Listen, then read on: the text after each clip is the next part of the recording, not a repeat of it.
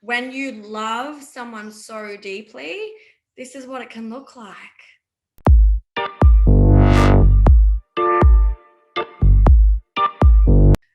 Where are you currently? So previously relating with a queen, calling in your queen, or you're already relating with your queen? I already know this, but everyone does it. Haha. Yes, married to my queen. Yeah, 20 years. Yeah. Yeah, not married for 20 years, but been together for 20 years. Married for 13. That's so amazing. And I would love for you to just share a little bit about your background. Like, how did you get to be where you're at, and a bit about yourself? And even if you want to share a little bit about how you met your queen. I am managing director or company director of my own company, consciously seeking growth and spiritual enlightenment and pathways and expansion of love, myself, understanding all the things, breathwork, meditation, that sort of stuff has become like a key form of something of keen interest. Circling or offering, holding space for men in men's circles, looking to create my own, like mentorships with like leaders of men and women when the opportunities arise. Yeah, I'm actually about to start a program tomorrow with our brother Blaze for 3 months with the intention to, at the end of that 3 months, hold space for a further 3 months as a mentor myself. In 2 days' time, I'll be co-facilitating again on a men's retreat. So that's kind of where I am. And looking to just, I just continue however life develops, however I develop with life, but more consciously, with more love. How can I show up with more love? How can I be more conscious of my actions, my thoughts, my feelings? Yeah, it's kind of like my focus, or kind of like where I'm at. I feel like even as a child, I was always held like a little belief. It's, I guess, all children believe in the unknown and the fairy tales and miracles, and we teach our children to believe in. But I actually believe I actually believed in these things.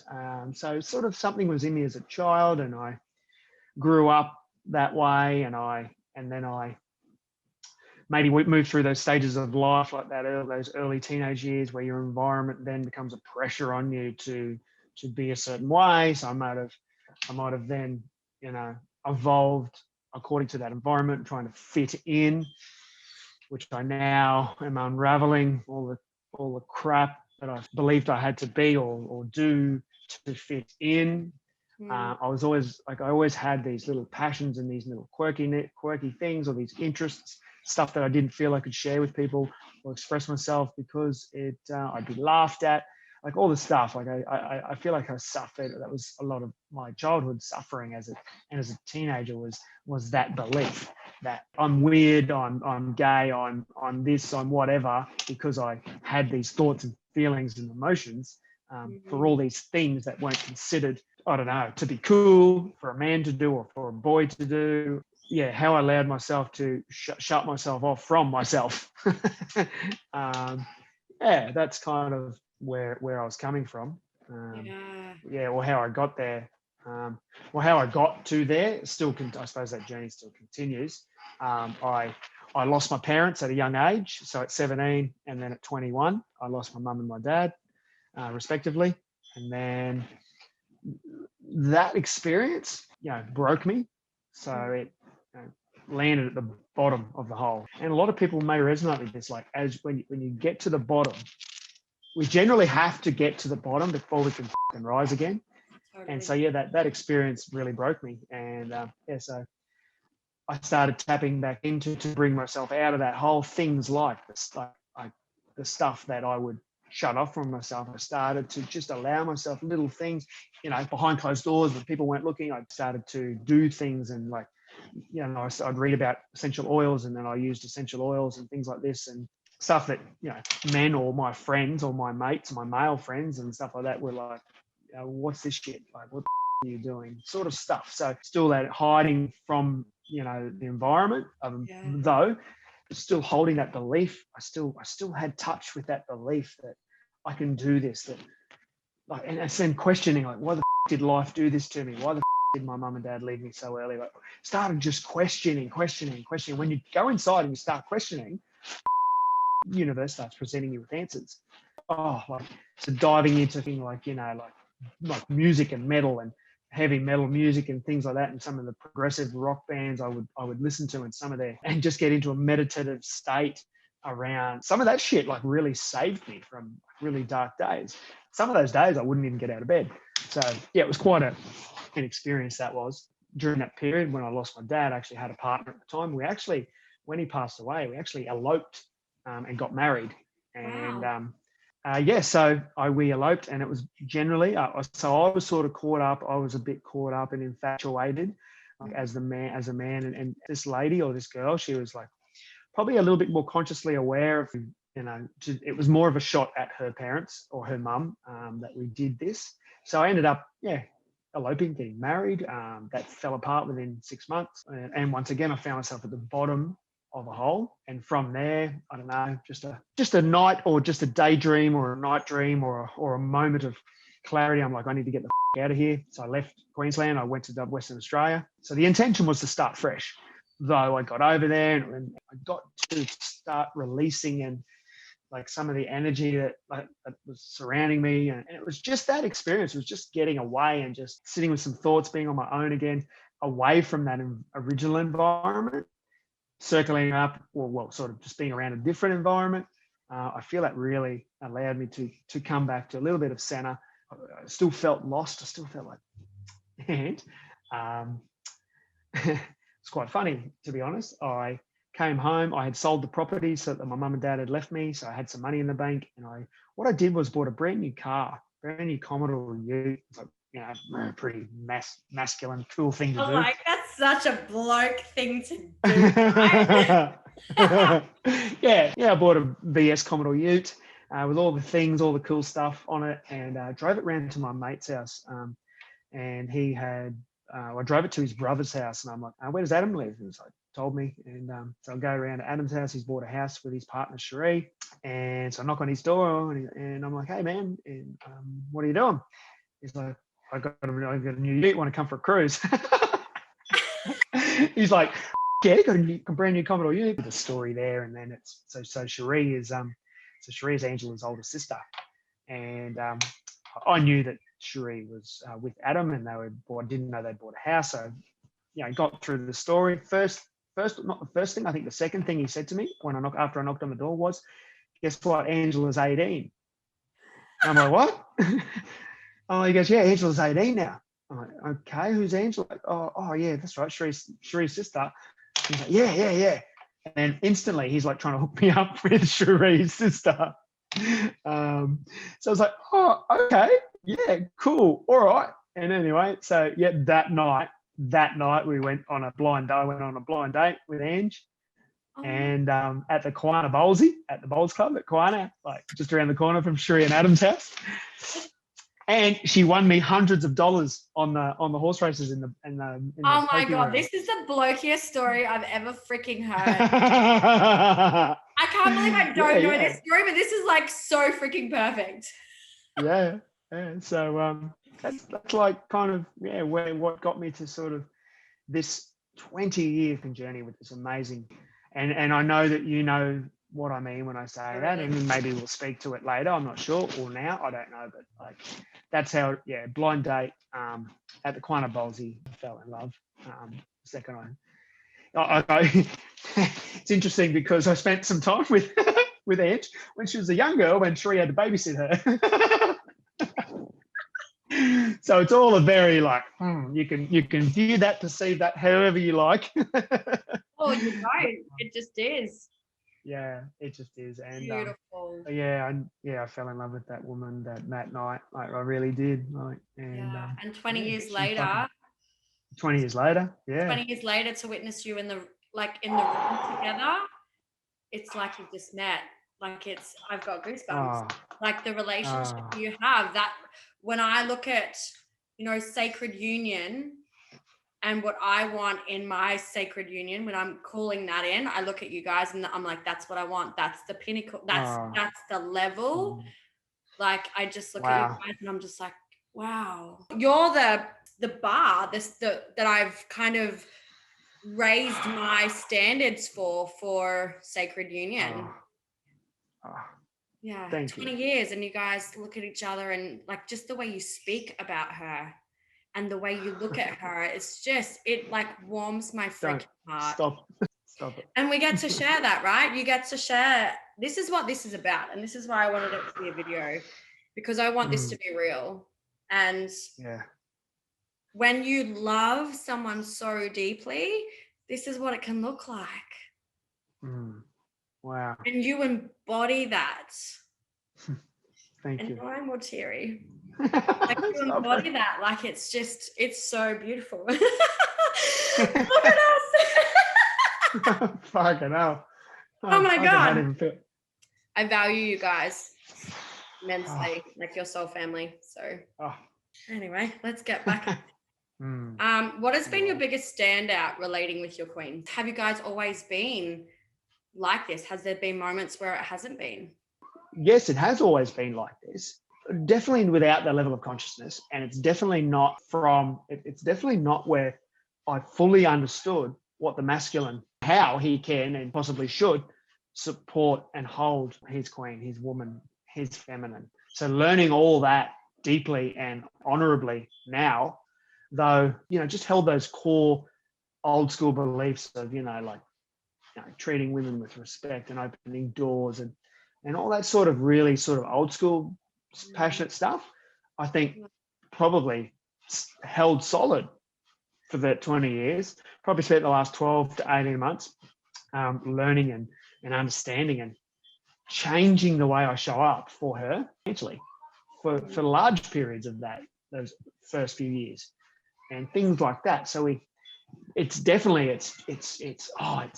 whether it's like this or whether it's gone like this, I don't know how to describe it best, though we've done all the things. Like I feel like we've experienced changes 100%, though with a really core solid, and it wasn't like it was fused together on purpose. It was just naturally. I don't think I've ever had those doubts like, is she the right one for me? I always knew she was. Sorry. Interruptions to the 20 years, like there just hasn't been any. It doesn't feel like, other than I feel like just natural shifts and evolutions in the relationship. So what's the biggest obstacle you had to overcome personally to allow your queen in within yourself? I think the biggest obstacle has been my relationship with my mum. Had me in that people pleaser, searching for how can I please my mum, which I took that into the relationship on this subject.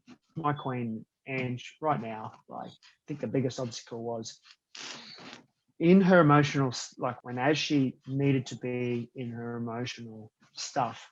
How can I save you? And just dive in. I'm ready to save you. How can I save you? I know best. Listen to me. You just need to do this. Just do this, honey. Try this, do this. I just want to save you. So I think this year, last 12 months, have I made it a priority and I called it in to learn or understand how not to do that. But what I had to learn and understand was where that came from, and then be okay with sharing that vulnerably, whether that's on social media, whether that's in front of family members, like saying that out loud, that my relationship, like talking vulnerably about my relationship with my mother, and that I brought that in, and I believe that is how that has played out in my relationship. Yeah, and I think it was definitely the biggest obstacle was to overcome, understand how to be grounded. How do I just hold her? Literally, just how do I hold her? Yes. Definitely the biggest obstacle. Yeah, I believe. Yes. Yeah, 100%. Beautiful, thank you. What are the 3 biggest things that you could help to overcome that obstacle for you to come back to like being that riverbed? Well, maybe dive in, like do the inner work, like look inside yourself, like, okay, well, why do I want to save her? 2, where is that coming from? And then 3, like shine the light on it. Be prepared to burn it all down. Say it out loud. Be vulnerable. Share in whatever circle you feel you need to share in to go there. Look at it, acknowledge it, Put your hand up if you have to and say, this is what I'm doing. Be vulnerable, like this is where it comes from. Let people know where it comes from, and then shine the light on it. And yeah, and then undo the beliefs. You get to show up and choose to be, say, however you want, whatever works and serves your individual relationship. It's tough to be just to go putting everyone in a box, because everyone's relationship will be different. Rather than three, number one, as men, be vulnerable. So I would love for you to share with our men and women that may watch this as well to get some insights. What are 3 ways that you have or do support your queen? It's a check-in twice a day. So I'll send her a message twice a day, 11 a.m. and 2 p.m. How are you, my queen? Or how are you, darling? How is it I can best support you in this moment? Is there anything you need? And that can be anything. So that can be, do you need some groceries from the store on my way home? Do you need a massage? Do you need to just get out of the house for 5 minutes because the kids are like screaming in your ear? So that would be definitely the first one that comes to mind. I love that. Just providing that little space, that little messenger chat, or that space on Messenger to purge if you need to. It can be a garbage can. It can also be a garbage can. So you can literally just say shit into that space that you need to get out of your head. And you don't. She doesn't need to have or I don't need to support her in that moment. It can just be literally be a garbage can. Number 2, I encourage her and I ask her constantly to ask for what she wants. Yes. Specifically, we have regular conversations where, like the catches. So I'll catch her and I'll be like, "Honey, get to ask for what you want. What are you asking for right now?" Yeah. Or I'll catch her. I'll catch the water surging, and it'll be like, "Honey, what do you need to ask for? What is it you're not asking for?" Yes. So encouraging and conscious conversations and regular conversations and consciously catching her out and saying, "Hey, honey, you get to ask for what you want." Yes. And what do you want? Like, what do you want? What does that look like? Be specific. And 3, I think doing the work on myself so that my shit doesn't project all over her. Yes. Oh. Yes, I love this conversation. You. I knew you would hate.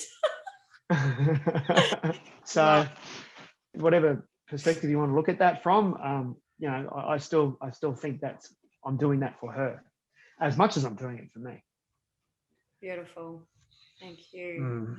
And our children. So yeah, definitely. What are 3 ways in how you respond to your queen when she is in her emotions? So I am practicing. So the awareness is really high. So we have a really good awareness, and this is where I do place a lot of my focus around my awareness in my relationship around this exact topic. When is she like this, and when she is like this, to come from a place of. So I do like to check in. So if I do notice it, not dive in and save, though, check in and, "Hey, honey, what's going on?" Like I said before, like, "Hey, honey, okay, I'm catching you out here." So checking in. Like, not dive in and save, though, just like check in. And like I said before about the catch, like just like sometimes I'll sense my intuition, like I'm really highly intuitive, and we're very energetically connected, and I feel it can I really tune in, and her for me too. It's really a beautiful thing. It really is. Us women, we can be really like raw. So how do you respond when she's in that emotion? What I feel like I'm practicing more is now grounding, noticing that, and then not quickly, but grounding myself, knowing and what I need to do. And what I need to do is remain grounded for her. If it's children related, maybe go and grab that child and remove him from the picture. Just like awareness, see, feel, check in quickly and ground myself so that I can practice this new wisdom, this new knowledge, this new way that I've learnt that as a man, as a masculine man, I don't have to save her. I can literally hold her, allow her to purge. Yeah, so like the garbage can in the Messenger app, it's the same thing. Sometimes it's a garbage can in real life. What is it you need to say? And generally with Ange, she's not saying something. There's something she's not saying. There's something she's not doing, or she's viewing her life, or she's viewing her task list, or she's viewing that in a way that doesn't bring her or doesn't have her. Yeah, it's probably just scratching on some beliefs that she probably, she might be working on, or something like that. Like, beautiful. Practicing being grounded. So grounding myself immediately, sort of just checking in and going, whoa, I need to be grounded, because you would know, I have a strong feminine energy. Like, I'm really big, strong feminine side, and which I'm so proud of and learned to embody, and I believe it's a big part of my power. So it's that mixed with that people pleaser and that relationship stuff I brought in to my relationship from my mother, that mixed together, and then you go and try and save Ange, or save my queen, or save a woman.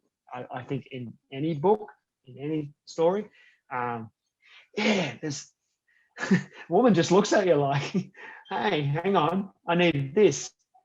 And you sometimes, like, there's that old school thing, like, you're not speaking what, like, or expressing to us in words. And we're men are very literal. We need those words. We need you to tell us, So, which is true, and it helps. Though definitely. I think it's more I think a more grounded man, though, like, I think being and accepting that we as men can be grounded, we can be divinely masculine, and what that looks like can just simply be no words from our queen. Can we be zen enough for them, so that they just punch until they get tired, but be solid. Like, not that we're actually being punched, but I know. But can we just hold nice and grounded, no words needed. She doesn't need to express what's actually going on. She can express later. That may come later, and that was really hard for me. I needed to know now. I wanted to know now and help now, and hope that. Beautiful. Thank you. Added something to that. Totally. And how do you not take it personally? How do I not? Or do you? So I would. Of course I would. It was a big part of my journey, was to release that in all relationships, not just my male, female, or my marriage, or my with my queen, was to any sort of rejection, any sort of, whenever I offered myself from love, or offered myself in any capacity, and I received a no, it was like, I'm being personally rejected. So whether it's sex with my queen, or whether it was, would you, do we want to, make love right now, and it's a no, it was like a personal rejection, and it's not just that, it was anything. Would you like to go to the shops? No. Oh. So it's a personal rejection. Like, yeah, I would. That was a big part of my journey, was understand. And I didn't understand. That's the thing. I did not understand. I had a belief that when people say no, it's no to me. It's it's no to the offer of sex, offer of going to the shops, offer of that cup of tea, offer of, massive peace. Massive peace was a massive hurdle. That was okay. There's another hurdle that you've just brought up. That was a massive hurdle to get over, was understanding that. Understanding it's not a personal rejection. There's a really deep journey that you know a lot about, just recently, and everything, and the healing attached to all that. But that's a little bit intertwined with that. So thanks, brother. It was so beautiful. Thank you. What are 3 ways that you support yourself and your queen when she may need to calm her tits? Reset breath. That's for me. Yeah. Yeah, we've been What's a really reset practicing the breath? reset breath. Actually, what's a reset breath? What do you mean by that for people that don't understand that? Yeah, sure. So the reset breath is breath in, like 1 second pause, out. Breathe in, 1 second pause, out. And then on the third breath in, we hold for as long as you feel comfortable, and then we let go with an audible like, ah. And yeah, really resets the parasympathetic nervous system and everything. And it's really good. It burns up that excess carbon dioxide that's floating around in there just on the breath hold. And it's just a really good way. It's a really good way. Calming your tits. Yeah. If you need to calm your tits, you need the reset breath. So glad I asked that.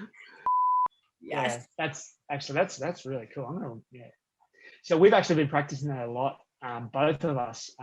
Angel mentioned that to me. If I'm, experiencing some external pressure or stress or something, she'll like, oh, reset breath, honey. And yeah, so we've been practicing that a lot. So I would support myself probably like that. Again, probably check in with myself. Just check in with like, what's my inner dialogue just right now? Like, what am I about to start telling myself? Like, and a lot of it's probably around, this is not about me. This is not about me. Probably just check in with myself. Yeah. Check the inner dialogue. What am I about to start? Or was I just telling myself something? What were the stories that were just about to play out in my mind? Just keeping an eye on that. Probably just keeping an eye on that. Yeah. Once again, just holding maybe. Just maybe. Yeah. Or offering any wisdom that may come through. But again, from that different place. Just some wisdom maybe that like might check my intuition, may help in that moment. You got to really check in. Like, fuck, am I about to offer something that she doesn't want to hear right now? So yeah, and we've got a good long 20-year history too, where I know what she doesn't need to hear, and sometimes it's just that little boy, that people pleaser coming through that wants to say it, or my ego wants to say it because I think I know. It's like, yeah, like I'm such a stand for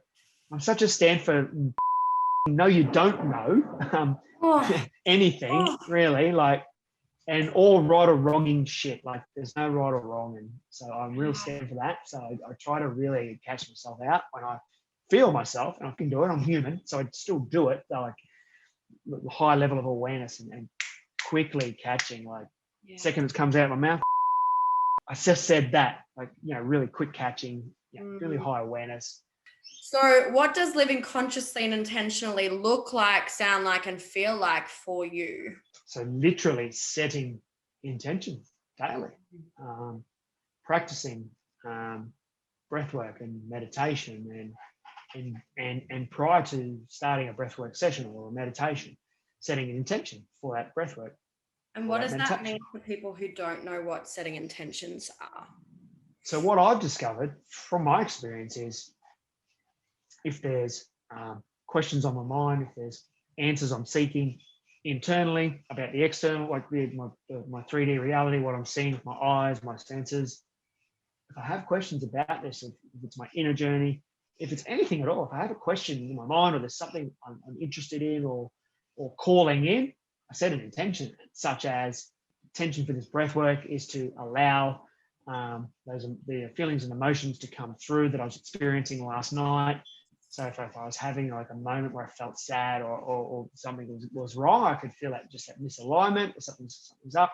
I may set an intention such as that in the next, like in today's breath work or something, just allow that to come through. And my experience has been that, like within hours, minutes, it's landed, or that awareness of something's come up, or something's presented itself in front of me, in front of my eyes, even sometimes, like, visually it's manifested in front of me, which answers that question. Also, I was going to say was intention may also be, today I'm going to smile at every single person I see.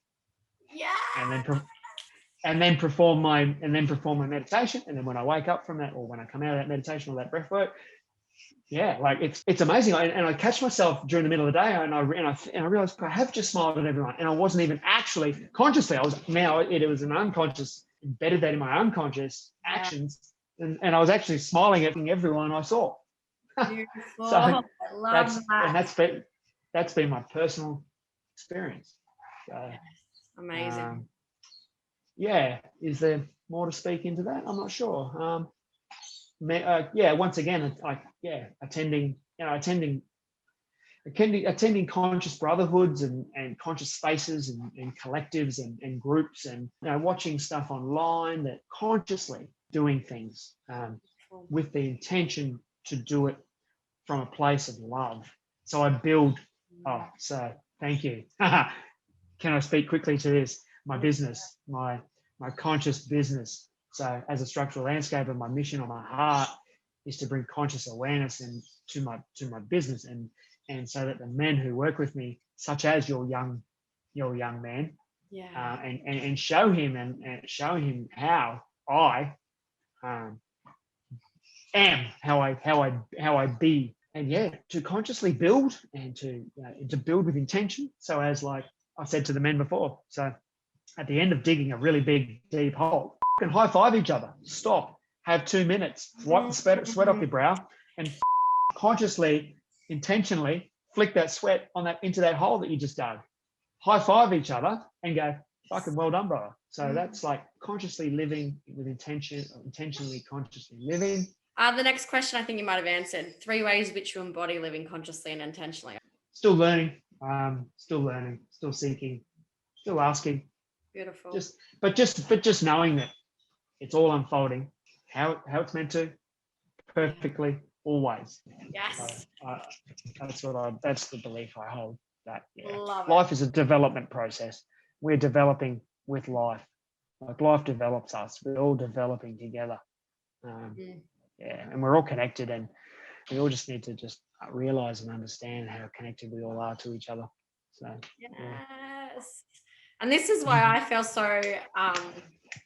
so totally safe that my boy is learning from a mentor like you. And I'm like, you've set the bar so high that if he ever wants to leave you, he's going to be like, go and work for people and be like, what the is this? But it's like the king. Oh, don't worry. He asks me every Monday morning, is it beach day today? He loves men's circle. Like, right. he loves it. Like the first time he told me about, because I didn't tell him about any of that stuff. I didn't tell him about anything that you do with Blaze. I just said you're a soul brother. And so like he rang me that afternoon. He's like, Mum, we did men's circle today. I'm like, what? And like he raved about it. Yeah. And then when you guys finished the job the other week, he's like, Mum, we did a sound healing for it. Like it was amazing. Like he goes, I fell asleep, but it was he goes, I was just like, oh, this is so good. But he's like, Mom, like it's just so, he just loves it. Like he's been obviously around me, but it's one thing for me to, model to him what consciousness looks like, and for him to see me in my work, working with mums, but then to be in a brotherhood where he gets to see that play out in the men's space. Oh man, like I have no concern with him at all. Like I feel like he's in the safest hands possible. And look, I had to go through that experience of that pain from that perceived from that industry, to know as a company director now what I want for in particular young men, though the 40-year-olds and the 30-year-olds and the 60-year-olds who work alongside me as well, particularly the 30 and the 40-year-olds, are like, wow, like we love this, man. Like, and there's, as you know or don't, I'm not sure actually, like there's offers on the table for these men to join me in business and continue to grow this. But in particular for young men like Jake, it's like 16 and a half, like 13 to 21, like he's about to move through rites of passage. Like he's about to go from boyhood to manhood. Yeah. And it makes me sick in my stomach that, you know, as men, we were treated the way we were. Men, young men, older men, like didn't matter your age, treated in that way. Like there's just like, you know, man up, toughen up. Oh, you can't do that. No, you're useless. Like, yeah, or I'm no good at this task or this job. I'm going to go try something else. You're just going to give up. Like, off. Like, no. If Jake said to me 2 days after he had a crack, I said to him, just come and have a crack. That was the invitation. Come and have a crack. If in 2 days he said, oh, this isn't for me, I'd be like, bro, arm around the shoulder. Where, would you like to go if there's somewhere you'd like to go right now? And how can I support you? But I appreciate you speaking into that because, you know, as a mum, that's a big fear of me. Like for me, particularly that rites of passage piece, being a single mum, him not having, you know, his dad's not around, him not having that male role model or really any healthy male role models in his life. So that was a really big concern for me. And now I feel like a weight has been lifted because I feel like he is in a safe brotherhood where he gets to still choose, but he's in the safest possible spot he could be in with incredible men where he gets to learn a new way. And that lights me up. So yeah, I just thank you, brother, for that. Yeah. My intention is to be the elder. So there'll be the ancestors, and you know, to start this. So I want generations to come to look back and go, oh, I am the ancestors that I speak of. I'm like calling in the ancestors. Well, I want my future generations to call me in. Like I want to be the ancestors for this way. Beautiful. So yeah. Thanks, brother. It was awesome. It probably goes perfectly into the next question, to be honest. Like, how does this differ from when you were living unconsciously, not yet awake? Especially like from that place of being a tradie. I hid from I hid from when the experiences popped up in front of me. Like if I witnessed it, or if I experienced it firsthand, or if I witnessed it, like particularly if I witnessed it, I would just feel immense pain for that person that I was witnessing. If I experienced it, it was projected at me. I just went inside myself and like just felt horrible and like I didn't know a way out. I didn't know. Actually, I didn't know that I could change this shit. Unconsciously just living, thinking what was in front of me, what was in front of my eyes, what I was perceiving with my eyes, smelled with my nose, heard with my ears, was all there was. Like, but I don't know. Yeah, I don't know how to actually describe it any differently than that. That was I don't think you could have actually said it any better. And how does this impact how you show up for yourself and for your queen now? It becomes the why. Like, it's the why am I doing this for Jake or for SSLC or for young men or for men and women. So yeah, I'm calling in women. I'm calling in any of you female landscapers out there. We want you as well.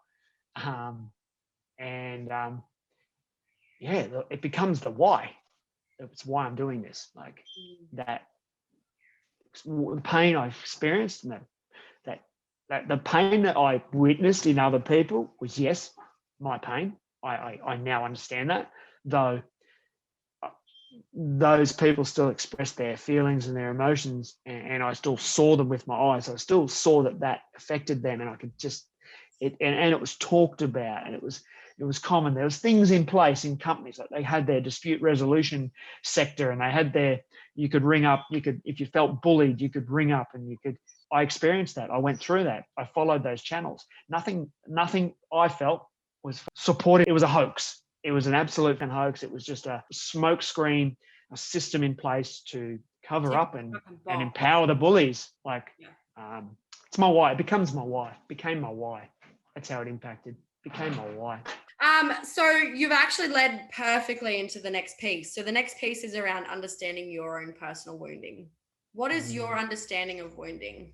And the next question, because we'll probably lead into that, is 3 ways that your wounding has shown up in your life, or how it could show up for men?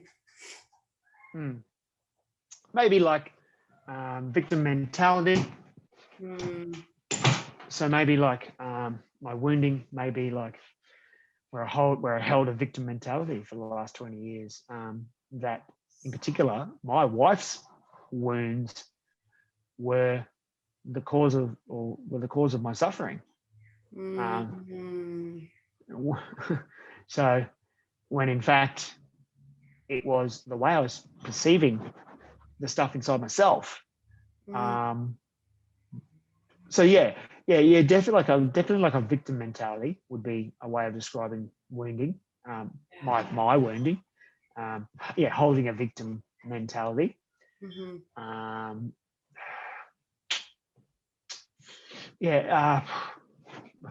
Like a wounding, I may describe a wounding or my wounding as like not understanding that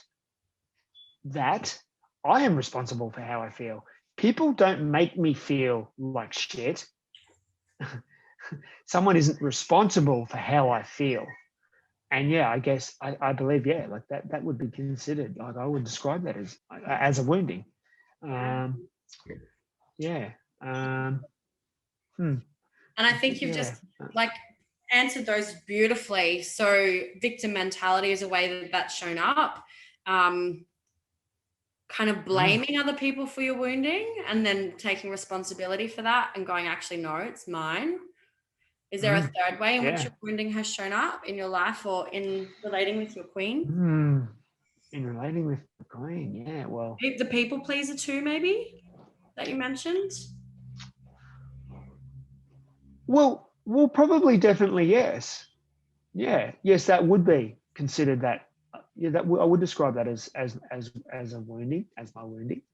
Pleasing, looking to please, and then and which of course leads you to saying yes to shit you should be saying no to, and then not having boundaries or understanding that boundaries are actually quite healthy, even in a 20-year relationship.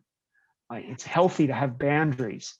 It doesn't mean that there's big walls up inside the house or anything. It's not, or that we have big fences around ourselves or big masks on. Boundaries aren't our masks. Like, boundaries are just healthy things that allow us to be us. And I've always encouraged her, always told her to that I've always held that belief that a great relationship is two individuals.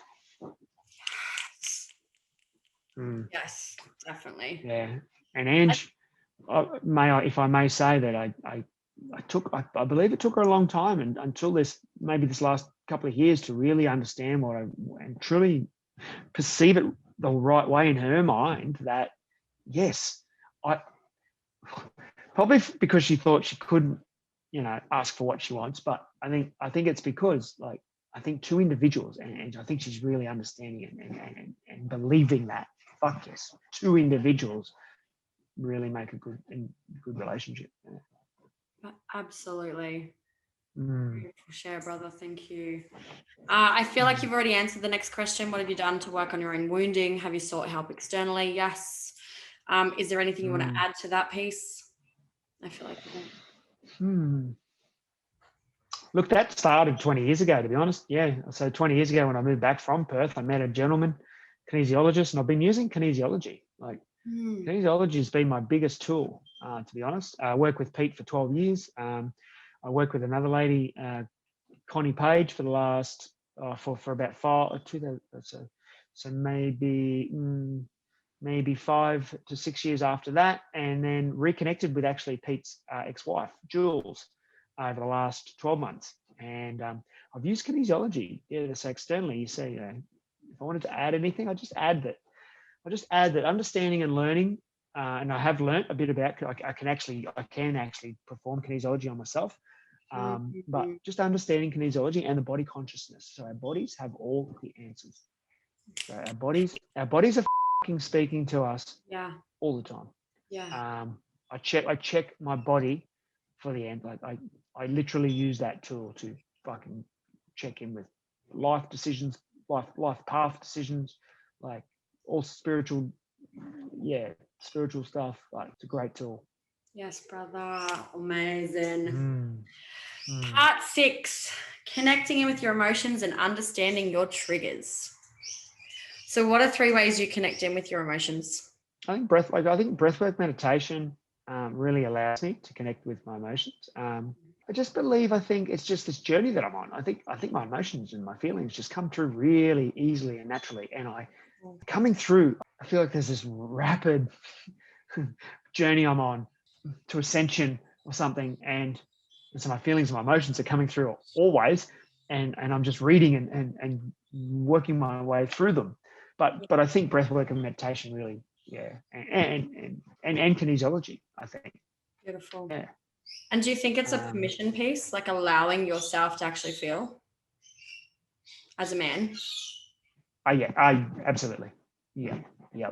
Yeah. I always sort of naturally was a bit of an emotional man Mm-hmm. who cried, though there's more on the allowance part piece. It's more about cry in front of a room full of men. I have done. I've literally been held above. 12 men have literally held me above their head as I've broken down in absolute tears. Amazing. 100%. Love that. And how do Mm. you understand your triggers and take ownership for these rather than project them out? I know my triggers. I've learnt and understood certain pieces, like solid, like big pieces of things like ownership of thoughts, feelings, actions, and emotions. Having ownership and really being truthful about owning that, and knowing that you must own your thoughts, your feelings, your emotions, like really helps. So Mm. freaking perfect.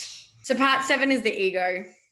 So what does your ego look like, sound like, and feel like for you when you're coming from ego? Are my muscles showing? Now that I have some at 44. Yeah. I must flex in my guns. Possibly. Okay, so you may feel like from time to time, I need to do something else. I need to progress or fast track my journey. I think sometimes I get in, my ego can push me into stuff, rather than just allowed to just sit and be. Yeah. Yeah, I think okay, or it's coming through. I think maybe my ego also looks like doing. So must be doing. I think am I doing all the things? So it looks like I'm doing all the things. Um, for a long while, actually, so for a long while, I think I've healed this part of my ego, but I think for a long while, the ego was also sharing my journey, though I knew it was a really important piece for my journey to actually share my journey. But I felt there might have been a part of the journey where I think my ego wanted to share constantly. And I feel like I healed that. I was like, no, I'm okay with that. I'm kind of okay with sharing constantly now. But I think it was coming from a very egoic sort of place originally. It was like, it just wanted to be seen and heard. And as men, we want to be acknowledged. Basically, if you can acknowledge your king, I think he's probably a pretty happy guy. If you can celebrate him and acknowledge him, I think that kind of sums mine up a bit. Beautiful. And I feel like I love that you've spoken into that, because ego can get such a bad rap. And you've got to push it away. And I feel like you've really beautifully summarized how our ego can actually motivate us and how it's a beautiful piece. It's not all bad. We get to integrate it and actually use it to help us propel us forward. And I thought it was. I thought my ego was a bad thing. And it took me a long time to listening and following and studying and just hearing sort of people who resonated with me and like leaders of conscious spaces and other men and other women to really go, and then noticing, okay, that's where the ego's actually supporting me. Yeah, beautiful. To grow. So he's generally not, he's generally holding us back, but like occasionally I've noticed, like my ego can and will and does support me to grow. Yeah, beautiful. So speaking into when he can hold you back, has that ever happened when relating with your queen, and how does your ego show up in that space? I'm right. She's wrong. Not taking ownership. Like also have learned consciously that we don't have to apologize for half the shit we fucking apologize for. Though yeah, there were times in my relationship where the ego was so stoic that there was no apology, even for the things that you may consider or perceive that deserves an apology. Wasn't giving it yet. So, right, yeah, I'm right, she's wrong. Fuck, pretty much was the big one. Yeah. And I love how your ego literally went straight into that too. It's like, yeah, I'm right, I'm wrong. Like, you literally just embodied your ego in that moment perfectly. So I don't know if this applies. Do you find that your ego leads much? And if it does, do you catch yourself in your ego? And what do you choose to do when you realize you're in your ego? I feel like he finds a way in. So I will be, I'll be in knee deep in a conversation or an experience or something, and then he just finds a little way in, and then all of a sudden I'll catch myself. I was like, oh, or I'll say something. I was like, maybe it sounded like as it came out of my mouth, I heard it back quickly in my mind. It's like, oh, like it might have had that old might have had that old frequency or that old tone attached with it, or it came from that. I get feelings in my body. I know when shit's coming through because I actually get I get the feeling in my body. It's that quick with like my intuition and all this is that quick. I feel it in my body and then catch it and then just allow it, let it be seen or heard if it needed to be, not judge him, bang him down, suppress him, put him straight back in his box. It's just, no, well, it needs to come out. It needed to come out for a reason. I don't know that reason. I could check in with the higher self. It's like, and I'll do that later, but it comes out, just forgive yourself. If you start if you start trying to beat up on yourself, just allow it to be seen in that moment. Even if you go on a rampage before you catch yourself, just allow it. Just know that it needed to come out. A bit more gentle. Be more gentle, I think, around our egos. Yes. And you literally answered the next question perfectly, because I was like, do you shame yourself when he comes out?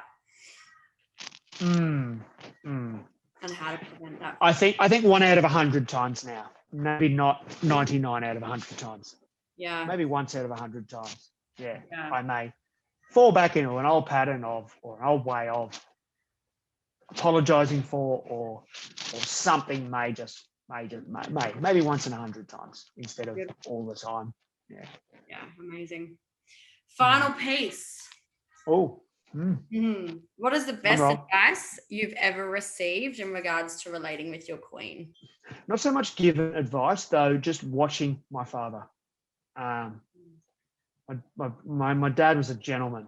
Although, there's those domestic disputes and I witnessed that, and sure, like my parents, they were human. They had their arguments, but my dad, I don't know, he was a gentleman. He opened doors for women. He pulled chairs out for my mum, for my mum, opened doors for my mum, pulled chairs out for my mum, did those sort of things. I don't know, he never really sort of gave me advice, though I think he modeled to me, or I watched that. And I feel like the advice was just passed through me energetic, or or I just watched it, witnessed it, and it just became a part of me. It was just in me. I struggled to sit in the lunchrooms. I struggled to sit in circle with men on job sites because of the shit that came up, like what I just said. Yeah. Like, in no way have I ever embodied that. No, that's why I was so shocked when you said it. I was like, what? What the the last person I would expect that to come out of.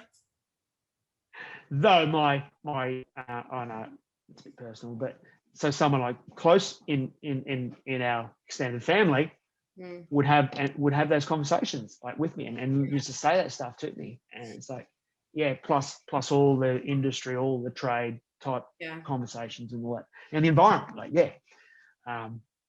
I feel like I think the answer is, I don't know, I feel like it was inside me.